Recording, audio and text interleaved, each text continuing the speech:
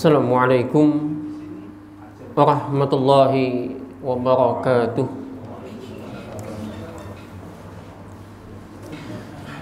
Bismillahirrahmanirrahim. Alhamdulillahi nahmaduhu wa nasta'inuhu wa natubu ilaih.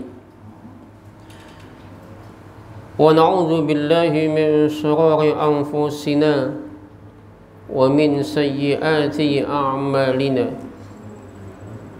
Man yahdihillahu fala mudilla lahu wa man yudlil fala hadiya lahu. Asyhadu an la ilaha illallah wahdahu la syarika lah wa asyhadu anna Muhammadan abduhu wa rasuluh. Allahumma salli wa sallim ala nabiyyina Muhammadin wa ala alihi wa ashabihi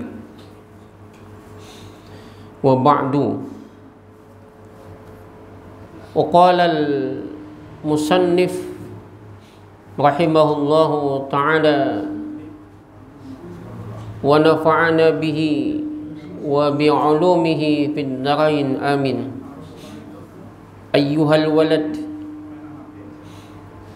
khulasatul ilmi an ta'lama anna at-ta'ata wal ibadata ma hiya. Ayyuhal walad, wahai anakku. Bapak dan ibu jamaah sekalian yang tentunya semoga senantiasa dirahmati dan diberkahi oleh Allah Subhanahu wa taala. Pada poin ini Al-Ghazali setiap kali memulai poin nasihat beliau, maka beliau memanggil dengan panggilan yang mesra, ayyuhal walad. Nasihat berikut ini sebetulnya adalah nasihat yang cukup pedas ya. Nasihat itu ibarat jamu, itu pahit. Sehingga ketika nasihat itu disampaikan dan pahit, susah nerima. Yang susah itu adalah menyampaikan nasihat itu gampang. An-nasihatu sahlatun, nasihat itu gampang. Wal muskil, tetapi yang muskil itu adalah qabuluha, menerimanya. Tetapi di tangan Imam Al-Ghazali, sepedas apapun nasihat yang beliau sampaikan, itu diterima oleh murid beliau. Kenapa? Karena beliau menyampaikan nasihat itu dengan perasaan cinta, dengan perasaan yang tulus. Kecintaan itu melahirkan ketulusan. Ketika yang berbicara adalah hati yang penuh dengan cinta, kita tegur dia dengan rasa cinta, maka yang terima itu mudah. Seingat yang disampaikan oleh Natsir, tokoh Dewan Dakwah ya, mantan Perdana Menteri kita dulu di zaman Bung Karno. Beliau pernah mengatakan, apabila yang berbicara itu adalah lisan, yang berbicara itu adalah mulut, maka yang menyambut hanya telinga. Tetapi kalau yang berbicara itu adalah hati, maka yang menyambut, kata beliau, juga adalah hati. Maka kunci dalam sebuah nasihat adalah hati kita ya. Bapak dan Ibu, sekalipun kita dekat, kalau di dalam hati itu ada kebencian, maka terasa jauh. Lihat orang bertengkar, Pak, itu kan dekat. Tetapi kenapa ketika mereka bertengkar itu teriak seolah jauh? Karena hati mereka yang jauh. Tapi sekalipun jauh, kalau hati itu dekat, maka mudah kita menerima. Al-Ghazali memulai selalu dengan kalimat-kalimat mesra. Wahai anak kesayanganku, ayyuhal walad. Itu istimewa Bapak Ibu ya. Kalau panggilan ayyuha itu istimewa. Berbeda kalau ya, itu beda. Khulasatul ilmi, intisari daripada ilmu. Apa sih inti ilmu itu? Kita ini kan ngaji, belajar. Apa inti daripada ilmu yang kita pelajari?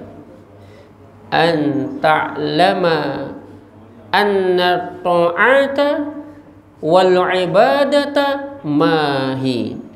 Ilmu itu adalah an ta'lama, engkau tahu, anna ta'ata, bahwasanya ta'at, wal ibadata, dan ibadah, mahia, gasan apa. Paham apa itu taat, apa itu ibadah. Kada sekedar hanya taat dan ibadah, tapi apa yang kita fahami di balik ibadah dan ketaatan itu, kata beliau. Ya'lam, maka ketahuilah, kata beliau, anna ta'ata wal ibadata innama hiya mutaba'atu syari'i fil awamir. Nah, inti daripada ketaatan dan ibadah bahwasanya adalah dia mutaba'atu syari'i, mengumpati syariat. Inti ibadah dan taat itu, kata beliau, adalah ikutin syariat. Nah, ini Al-Ghazali ini tak pernah lepas dari persoalan syariat, Pak. Jadi beliau ini ulama yang memang kontroversi, tapi beliau tidak pernah lepas dari persoalan syariat.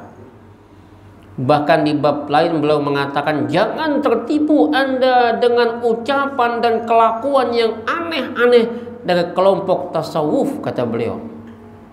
Karena itu bukan syariat. Al-Ghazali ini luar biasa. Maka beliau mengatakan, yang pertama, ibadah dan taat itu yang pertama umpati syariat. Apa itu syariat? Rasulnya. Ini contoh. Di dalam hal apa kita menempati syariat tadi? Fil awamir, dalam persoalan perintah. Ada enggak diperintahkan? Kalau enggak ada, enggak digawi. Pertama dalam persoalan perintah. Wan nawahi, larangan. Kalau sudah dilarang oleh syariat, jangan digawi. Diperintahkan, kerjakan. Yang diperintahkan, kerjakan. Yang dilarang, jangan dikerjakan. Kita ini aneh. Yang diperintahkan kalau digawi. Kita mestinya kau membedakan mana nang wajib, mana nang sunnah, mana yang mubah, mana yang makruh. Ini kadang-kadang terbalik, Pak. Nang sunnah lebih utama dari yang wajib. Nyatakan ya, biar berkhidmat sembahyang sunnah, wajib nang subuh bukuncian langgar, nya malam tutup buku. Ini mohon maaf lah, ulun kadang menyambat siapa-siapa. Mun kita anggapan malam tutup buku, ini nih masalah. Nah, jadi kada kawa memilah wajib sunnah ini ngalih. Ada ulun lewat di salah satu tempat lah, kompleks. Di sana hibak bebinian bang banyak di muka rumah. Ternyata tuh rumah tuan guru, Pak. Tamu silin banyak. Kenapa? Maka lawas pian menghadangi. Anu cara gurunya lagi beberit bebacaan sidin. Tamu hibak. Mana wajibnya? Tamu kah bacaan kan dulu? Tamu dulu. Sama hutang, bay. lagi sembahyang ada orang datang menagih hutang dulu. Sembahyang terus supaya yang menagih itu berjauh. Ini andalan senjata bagi nang canggih, cangkal berhutang kali ditagih.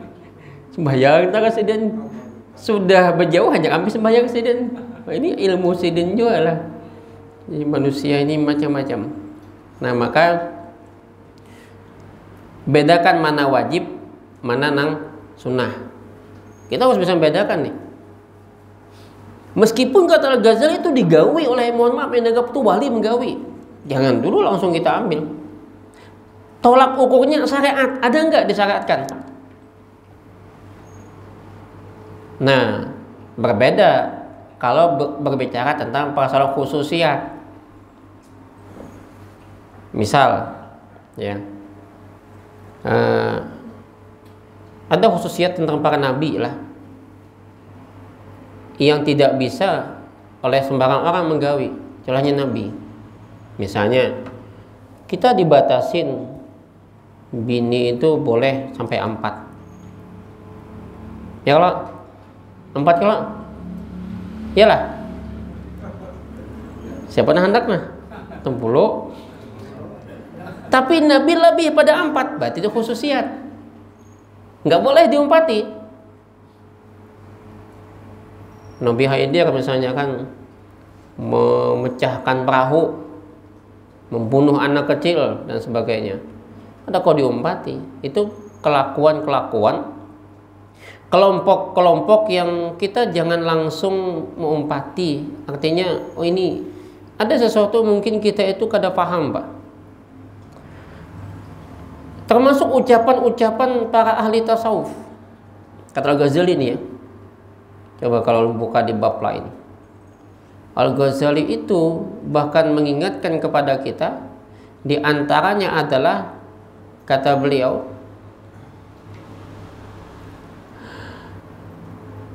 bahwa wa yanbaghi laka alla tartabra bi syarhil sufiyyah wa tammatihim.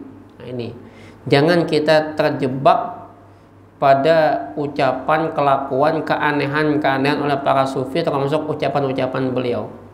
Kita nggak boleh menyalahkan, tapi juga jangan terjebak. Misal, kalau kita ada paham, bisa bahaya nih. Ada daripada ucapannya Syekh Abdul Qadir Jailani, Pak. Syekh Abdul Qadir Jailani ini kan sejatinya beliau ulama fikih, fuqaha beliau, ahli fikih di dalam mazhab Hambali.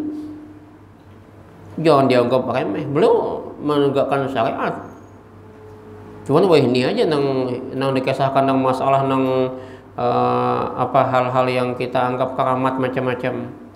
Nang sidin bisa terbang.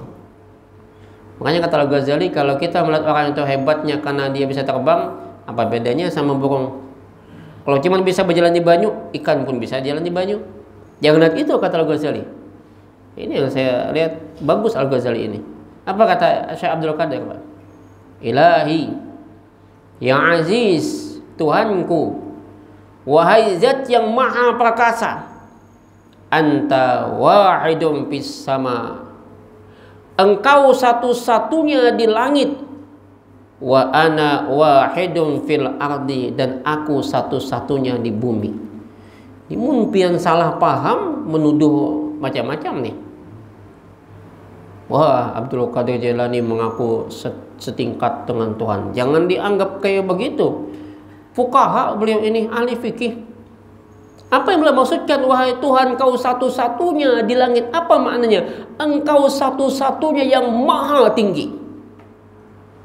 Tidak ada lebih tinggi dari engkau. Nggak ada yang lebih tinggi, Pak. Semua kalau merasa lebih tinggi, sombong dia. Cuman Tuhan yang boleh lebih tinggi. Sedangkan aku satu-satunya yang paling rendah di bumi. Hamba yang paling kecil, hamba yang paling rendah itu adalah aku, wahai Tuhanku. Coba. Aku ini paling hina, paling rendah. Aku nih hamba, kata Abdul Qadir Jailani, di antara sekian yang ada di bumi, aku satu-satunya yang paling hina. Kalau ini yang kita pahami kan nyaman, ya. Berarti beliau tidak ada sedikit pun, secuil pun, seujung kuku pun kesombongan. Beliau merasa diri paling rendah. Ini yang kita umpati, Pak. Kun faqihan sufiyan, kata Syekh Abdul Qadir Jailani, jadilah kau faqih yang sufi. Wala takun sufiyan faqihan, jangan jadi sufi yang faqih. Karena seorang yang faqih dan sufi, dia lebih selamat daripada sufi yang faqih. Oh, itu ucapan beliau. Saya banyak dapat WA chatting ya dari beberapa teman-teman kita yang tertarik dengan kajian kitab Ayyuhal Walad dan Hikam yang saya baca. Antaranya ayahanda Prof. Sorobani, Ustaz teruskan. Karena kita kehilangan ini yang kehilangan di Muhammadiyah saat ini. Iya kan? Dulu masih ingat Kiai Haji Ahmad Dahlan, Buya Hamka, kakek anda beliau Kiai Haji Amrullah, Kiai Haji Abdul Karim, itu menyampaikan ilmu hikmah. Bahkan Kiai Haji Gusti Abdul Muiz menyampaikan hikam. Kenapa? Karena perjalanan hidup mereka itu sudah penuh dengan pelajaran-pelajaran hukum. Ujungnya beliau mengambil hikmah, Pak. Karena disitulah misalnya seperti Ibnu Athaillah As-Sakandari mengatakan min alamatil i'timadil 'alal amal. Di antara alamat tanda orang itu bergantung kepada amal, nusun raja 'inda wujudi jalali. Dia berkurang harapan di saat dia tergelincir. Contoh gini, Pak. Di saat kita rajin tahajud, di saat kita rajin pembacaan, wirid macam-macam, zikir kita jadi, maka kita merasa doa kita diijabah. Tapi di saat kita berkurang tahajud, puasa kita pun jarang-jarang bangun kita subuh, lalu kita merasa bahwa bahaya, kada diterima nih doa aku kada diijabah. Seolah itu. Padahal baik dalam keadaan kita bersih, dalam keadaan kita bermaksiat, dalam keadaan apapun, Tuhan itu maha pemberi kepada kita. Belum kalau kita bicara persoalan kehambaan, dalam persoalan hubungan kita dengan Tuhan, dan dalam persoalan sifat-sifat kemanusiaan yang kadang tergelincir kita. Kalau kita bicara fikih saklek, fikih sentris, Pak, hukum terus. Contoh misal, dalam salah satu hadis yang sahih diceritakan oleh Nabi kita Muhammad sallallahu alaihi wa alihi wasallam, kana fi man kana qablakum rajulun qatala 99 nafsan. Kisah ini diceritakan oleh Abu Sa'id Al-Khudri, bahwa Nabi menceritakan ada dahulu sebelum kalian seseorang laki-laki qatala 99 nafsan, dia membunuh 99 jiwa, Pak. Oh, ini pembunuh berdarah es. Ya, kada dingin lagi, Pak. Kita jangankan manusia, kucing aja kada tega. Ini manusia. Sadis, Pak. Ya kalau 99 manusia dibunuhnya. Belum takut nih Pak, kok udah dibunuh. Nggak ada kan? Sadis nih. Dan tidak ada satupun kebaikan ini orang. Nanti dalam dialog antara malaikat adab dan malaikat rahmat kan, malaikat adab bilang nggak ada amalnya, sebuting pun nggak ada. Tapi lihat, si laki-laki ini ternyata kata Nabi di dalam hatinya ada perasaan menjerit, merasa banyak dosa. Fasa'ala an a'lami ahli al-ardi, maka inya bertakun siapa di antara ahli atau penduduk bumi ini nangkawa membawa inya kepada jalan bertaubat. Hendak bertaubat si din ini, Itu yang ujar ulun, jangan kita tuh menyambati orang ahli maksiat. Karena boleh jadi inya bermaksiat di hatinya penuh perasaan hina, Pak. Tapi hari ini jangan kita juga berbangga dengan orang yang ahli taat, karena bisa jadi di balik ketaatan dia merasa bangga dengan ketaatan. Siapa tahu, Pak, mohon maaf, pelacur itu hatinya merasa berdosa. Kalau kita dengar cerita Al-Hasan Al-Basri, Pak, bagaimana kisah seorang kiai dan seorang pelacur itu, yang pada kemudiannya ternyata sang kiai takkan neraka, sang pelacur takkan surga. Bingunglah kita, karena sang kiai tadi gawenya hanya menyambati aja tanpa memberikan solusi. Sementara si pelacur tadi terpaksa. Kan kita cuma menyambati aja, oh itu buka aurat, dosa, neraka, nyawa, neraka. Itu kayak ini ampun surga, kunci surga itu tangan sidin, kunci neraka tangan sidin. Hinggal bid'ah. Muha jadi bid'ah. Ya, suka menyambati kayak gitu. Nah, maka fadullu ala rahib, ditunjukkan seorang rahib. Fa'atahu, maka datanginya. Didatangi, Pak. Faqal, maka berkata si pendosa tadi, wahai mu'alim, bahasa kita kan mu'alim. Cuman ini bukan zaman Islam ya, ini bukan zaman Nabi Muhammad, tapi jangan dianggap ini, tetap aja mereka itu ajaran-ajaran tauhid. Islam juga sebetulnya. Tuan orang alim, tuan guru, nah ulun ni guru aja banyak benar berdosa sudah. Kenapa dosanya wa jaga sidin? Bisa bahasa Banjar juga sidin gini. Ulun guru aja membunuh qatala tis'atan wa tis'ina nafsan, 99 jiwa nak ulun bunuh guru ai. Nak bertakun lampian fahal lahu min taubat. Maka inya bertakun, adakah jalan bertaubat? Apa ya guru 99 nyawa bunuh, dasar ganasnya kejam mana. Kada ada ampun, la tidak ada taubat bagi kamu. Iyalah guru aja. Kada ada mas sedikit bahkan guru tolong nak bantu kesan bertaubat aja. Kada ada sedang. Pokoknya jago kada ada. Ambilnya leding baik. Muyaknya ada juga. Takkan neraka ya, aku sedang tinggal neraka banyak nyawa tu takkan neraka atau lagi kamu. Makanya jangan selalu menyambat orang neraka. Ambilnya lading. Nah, sebaliknya mati si tuan guru tadi. Tapi ini kisahnya rahib ya. Membahasa kita tuan guru lah. Mati. Ternyata setelah membunuh tadi muncul lagi perasaan bersalah, Pak. Ada rasa aku telah membunuh lagi ini. Genap. Fakammala bihi mi'atan, genap menjadi 100. Tapi dia merasa bersalah. Maka summa sa'ala an a'lami ahli al-ard, maka inya kemudian datang lagi bertakun kepada orang yang ada di sana, adakah nang kawa tahu di mana tempat nang bisa membawa aku tuh bertaubat. Jadi masih hendak bertaubat.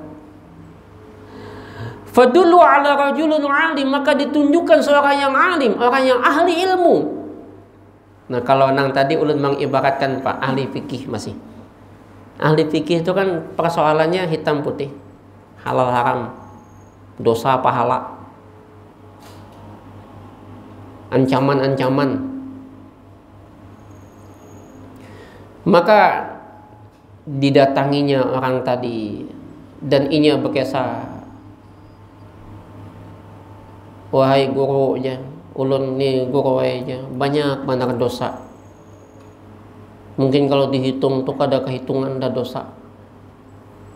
Merampok, membunuh, memperkosa, segala macam ulun gawi dah. Takut nih guru tadi kan. Berapa nang nyawa bunuh sudah. Bisa bahasa Banjar juga tuh guru ada sekong nih. Orang Banjar juga bisa lah. Ulun guru aja membunuh tuh 99 tambah 1 100 dah. Lalu ulun hendak bana bertaubat nah. Karena begitu banyak nak ulun bunuh tu, ulun merasa benar ni tangan berlumuran dengan dosa. Adalah kira-kira menurut pian taubat ulun ni. Naam Sidin. Nah, lihat. Ahli hikmah, Pak. Naam. Wa may yahulu bainahu wa bainat taubah. Adakah nak menghalangi antara taubatmu dengan dosamu dengan dirimu dengan taubat itu? Tidak, Sidin. Memang banyak ancaman-ancaman Bapak Ibu bagi orang yang berbuat dosa. Tapi Tuhan Maha Pengampun. Kalau kita baca di beberapa riwayat lain. Jadi gini Pak, saya mungkin begini.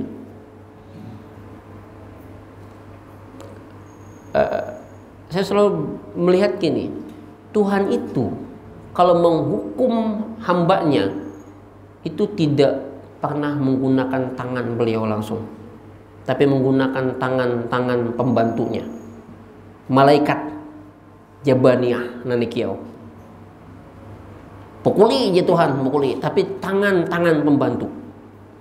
Tapi untuk memberikan rahmat, Tuhan langsung mengasih rahmat. Dan ancaman itu kadang-kadang oleh Tuhan bisa ditarik lagi. Jadi gini Pak,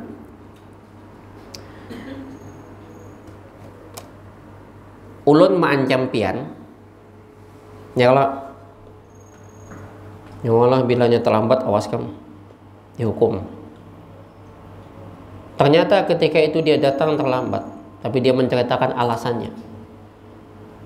Menurut pian, kalau ulun masih menghukumnya, pantaslah. Tapi kalau ulun membatalkan ancaman itu, lebih baik. Tuhan begitu. Ancaman yang Tuhan sampaikan kepada kita, boleh jadi Tuhan batalkan, Pak. Itu etis.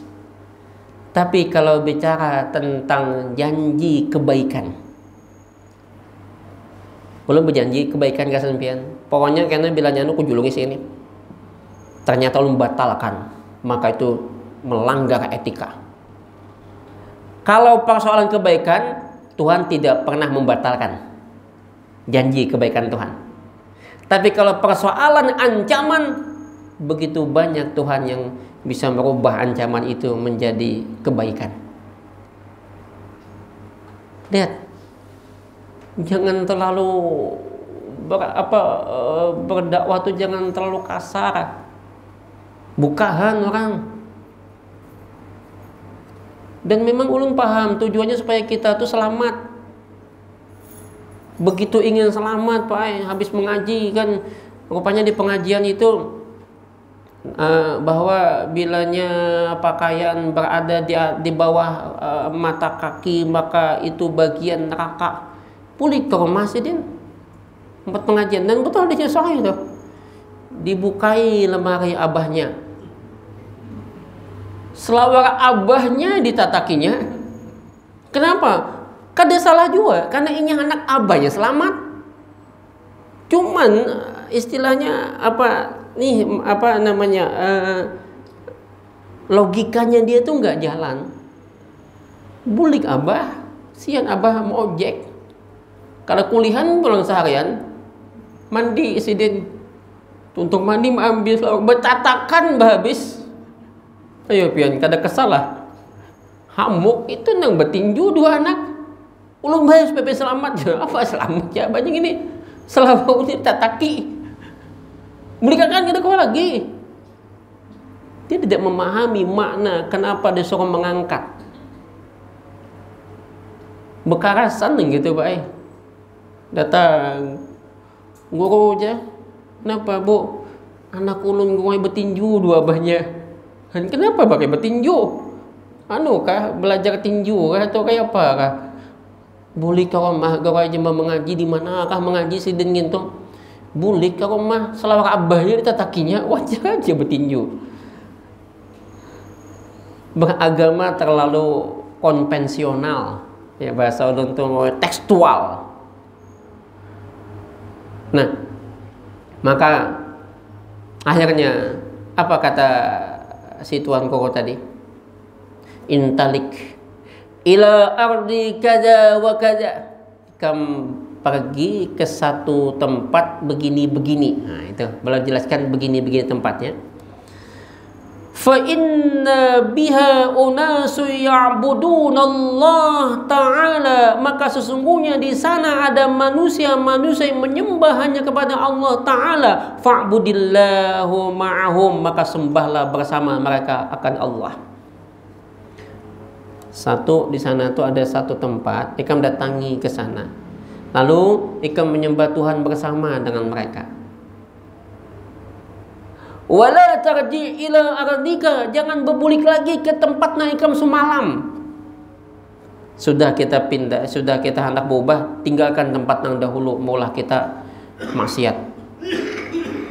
Fa innaha ardu su'in, maka itu tempatnya membawa kepada keburukan.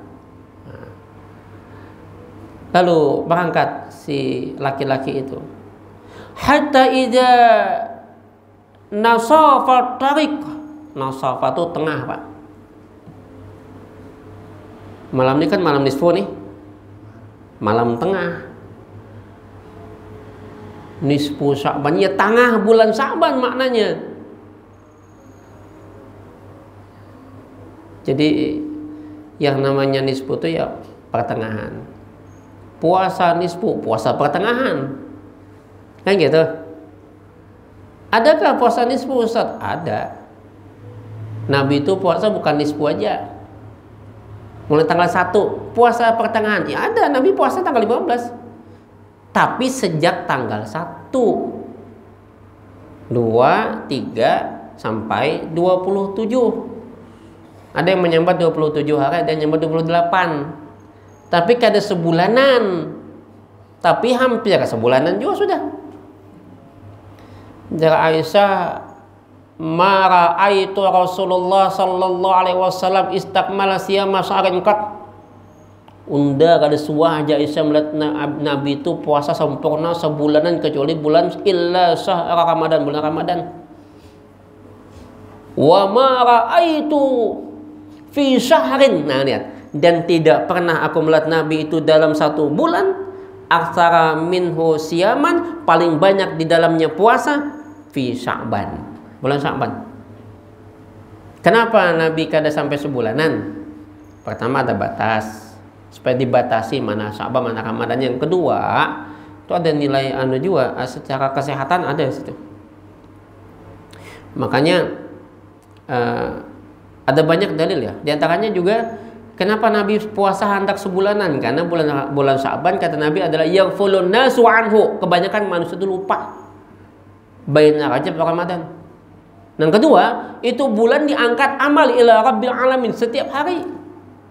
Maka jangan Nabi, aku suka fa uhibbu ayyufa amali wa ana shaim, aku himbung bila amalku diangkat aku puasa. Kan naiklah malaikat malaikat siang berganti dengan malaikat malam itu kan.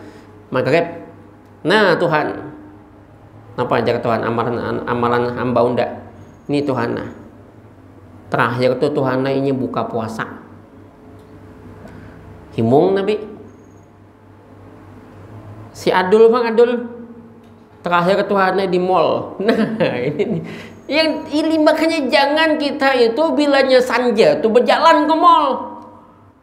Ini Ramadan hibak sih kan nih ke pasar Wadai. Ya Tuhan aja ke pasar Wadai. Coba di mana buka di pasar Wadai Tuhan aja. Nah ini macam-macam tak. Jadi itu. Nah, apa lagi ya kalau kita bicara nisfu? Ini gini, Pak. Idzan tasafa Sya'ban, bila sudah pertengahan Sya'ban, fala tasumu, jangan berpuasa lagi. Satu. Yang kedua, idza kana nisfu min Sya'ban, bila sudah masuk pada pertengahan bulan Sya'ban, fa'amsiku anis saum hatta yakuna Ramadan, maka tahan sampai kau mendapatkan Ramadan. Maka tanggal 15 ini ada batas. Bila 15 kada puasa, bukan 15, mulai tanggal 1 sampai tanggal 15 kada puasa, maka 16 itu makruh. Fa'amsiku anis saum. Tapi bila ada pernah puasa tanggal 1 sampai 15, paling kada tanggal 15, maka 16 boleh puasa. Berarti itu terakhir batas. Tapi mana afdolnya? Maka saya sering mengatakan bahwasanya khusus tentang puasa nisfu, dengan tetap kita menghormati, menghargai mereka yang melaksanakan puasa nisfu, tidak boleh kita menyalah-nyalahkan mereka karena secara ini itu tradisi, tapi berangkat dalilnya pemahamannya begini, Pak. Contoh, pian bayar ledeng listrik tanggal berapa paling banyak? Paling belakang tanggal berapa? 20. 15 kali ini? 15. Mun tanggal 16 denda. Paling banyak bayar tanggal berapa akhirnya? Yang paling banyak bayar nih menumpuk 15. Kau lah menyalahkan mereka yang bayar tanggal 15. Kenapa kau salahkan kalau? Karena terpaksa mereka harus bila kada sudah denda. Nah, yang kedua, mana baiknya tanggal 1 kah tanggal 15 kah? Adalah yang lebih utama. Sama aja kalau sebetulnya. Malah mungkin lebih bagus yang awal.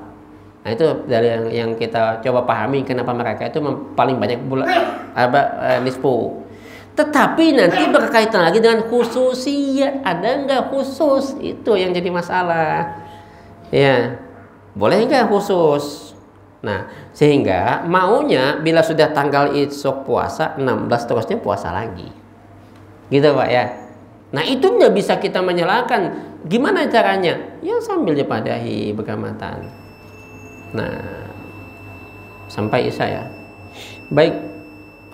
Karena Isya sampai, sebetulnya kalau kita bicara tentang Imam Al-Ghazali ini, kita belum sampai kepada tadi baru al-awamir wan nawahi ya. Belum lagi bicara bil qaul wal fi'li, kemudian dan lain sebagainya. Itu sebetulnya beliau lebih menekankan pada persoalan ikuti syariat yang diajarkan Nabi dan jangan kemasukan sesuatu yang bertentangan dengan Nabi. Sebetulnya kan Al-Ghazali ini sama, senada dengan apa yang selalu kita fahami di fikih-fikih kita di tarjih ya. Cuman orang lebih cenderung mungkin kemasukan doktrin-doktrin lah. Buan Salafi paling tidak suka dengan Al-Ghazali ini.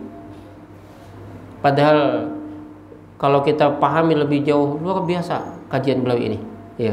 Nah, kali ini kita tutup dengan doa kafaratul majlis. Subhanakallahumma bihamdika, asyhadu an la ilaha illa anta, astaghfiruka wa atubu ilaik. Hasbunallahu wa ni'mal wakil. Assalamualaikum warahmatullahi wabarakatuh.